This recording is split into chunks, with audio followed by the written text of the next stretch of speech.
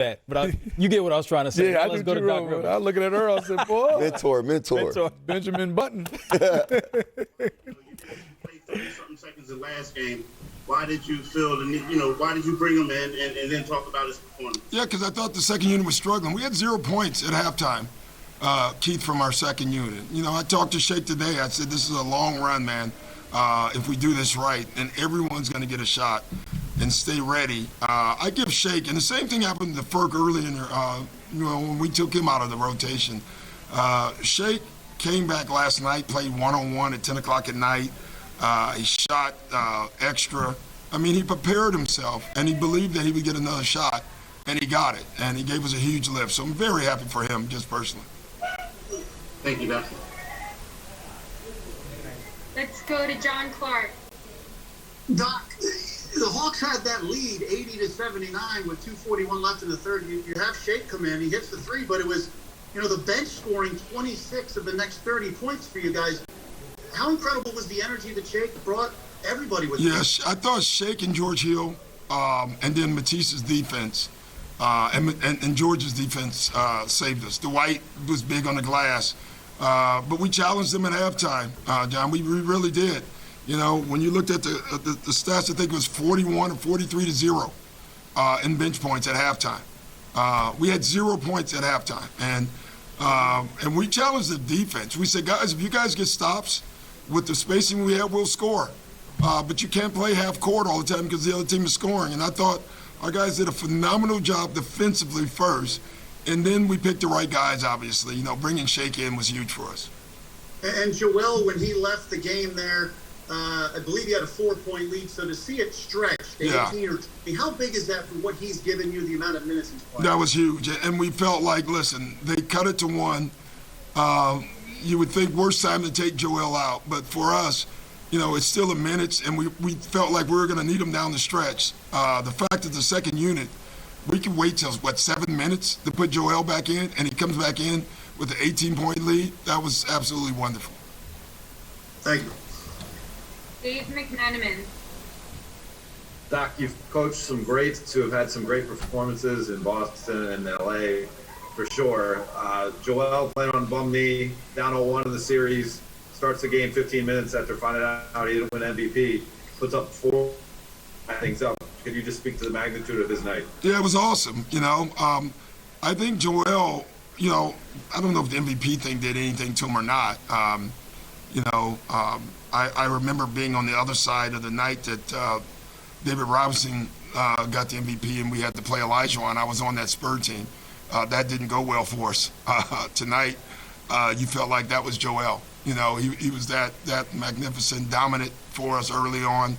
But it was absolutely a team effort. I just thought he set the tone for us, and that's what he has to do, obviously. Jamie Apodi.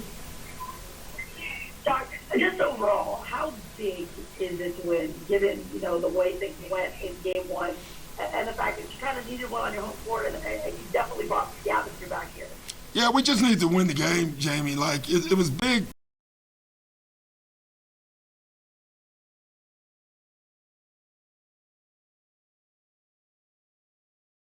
Huge. They went out on that run, and we saw Shake Milton hit that 3 at the buzzer. Hey, Smitty, coming in you first. Obviously, we know that the haymakers were thrown early. The Sixers got out the gate. The Hawks got back into it, and the Sixers responded in a major way in the third quarter. They did, Earl. It was 32-0, I think, bench points going into halftime. And then Shake Milton, one shot can get you going. And I know he has been struggling, but he has scores mentality. Not afraid, came out knocking down shots. But this was established by Joel Embiid. Obviously, they need that bench, but that one shot right there got him going. Dwight Howard, give him a lot of credit, playing well, good minutes behind. They just came out and they executed. I think for them, it was defensively, they made Trae Young work. Even though he got his points, I think it was hard, it was tough. Another ball handler for the Hawks would be helpful, somebody else that can make another play, but there's just no answer for Joel Embiid when he wants to play like this. No answer, and you spoke about that earlier in the pregame, making Trae have to work a little bit harder for him. Not necessarily in the fourth quarter, but you want to hit him a little bit earlier so it affects him later on in the game. I think they did a great job of putting different guys on him and wearing him down and using their size and their wingspan.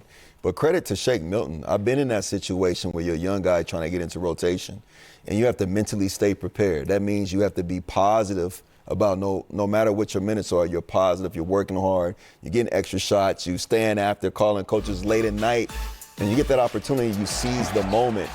And my question is this, Smitty, to you. If I'm Doc Rivers, I'm asking, is that sustainable? I'm not sure if it's sustainable over 7 games. So if you're Atlanta Hawks, you're in a locker room, you're saying, hey, they had a guy come out, he played at a very high level. We have more guys off our bench that can do that every game this series. Let's go back home and get ready for another opportunity to get a W. Yeah, if you're Atlanta, I'm with Earl. I mean, your goal is to get 1. You get greedy and you try to get 2. But Shake doesn't have this type of quarter or this run. It's a closer game. You never know what happens. So if you're Nate McMillan, you're extremely happy. We had no rhythm in this game, but we fought back.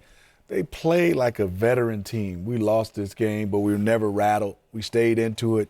We took Shake Milton's run. We took a 40-piece from Joel Embiid, and yes, it was lopsided, but I never thought they just didn't have what it took to win this game. They just ran into some guys that had hot nights, and that was a desperate game for Philadelphia 76ers. Do you know I would love to read the papers next day if Philly lost that one? It's been Doc's fault, Ben Simmons' fault, Joel Embiid's fault. It's been everybody's fault. The blame pie would have been handed out. And just for the record, the Hawks did have a 1-point lead in the third quarter. And at that point, that's when the run started happening. Shake started hitting buckets, 14 points for him, 5 threes in this one. He was impressive, but you spoke about Joel Embiid. We saw that he was still a game-time decision. We still don't know how that knee's feeling. But, I mean, hey, just looking at him, it doesn't seem like anything's wrong with the knee dropping 40 in this one. Well, we know, obviously, I think he has a slight tear in meniscus. But he looked good. This is how good he is. I mean, being able to, at all 3 levels, just dominate. I mean, he's giving you dream shake. He's giving you Shaq power-like. And then, obviously, he has a little Derek Coleman in his game. But what I love about him, he's been working on his game. You can feel he has moves that look as smooth as guards. And this is what I love about him, these extra effort plays. We didn't see this a lot, young in his career. We've always knew the talent. This right here, that knee looks good to me to be able to do that. That is something, my knee hurt watching that one, but I give Joel Embiid a lot of credit. Earl, this right here is unfair when a guy can do this. Even at a closeout, he's comfortable with a closeout and shooting over the top. It's just not like a wide open 3 for 5. These are contested shots, and his pump fake is one of the best. I mean, he shows it, and guys go for it. He plays at his rhythm, and he plays at peace, and he's so skilled. It's almost you don't want to tell him not to shoot the threes or play on the perimeter, but I would give him 90-10. I would say 90% of the time you got to get a piece of the paint.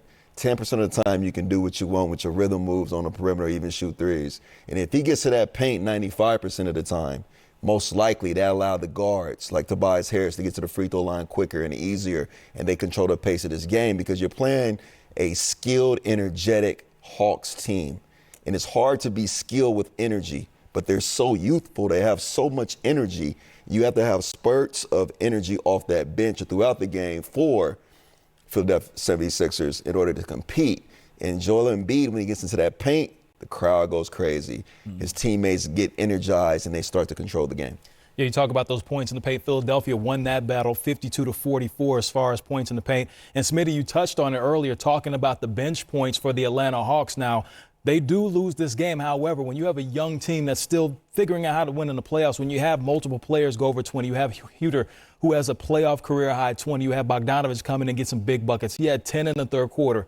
Going back home to Atlanta, how are you feeling right now if you're the Hawks? No, you feel great. I mean, you got a chance to get one. And we talk about bench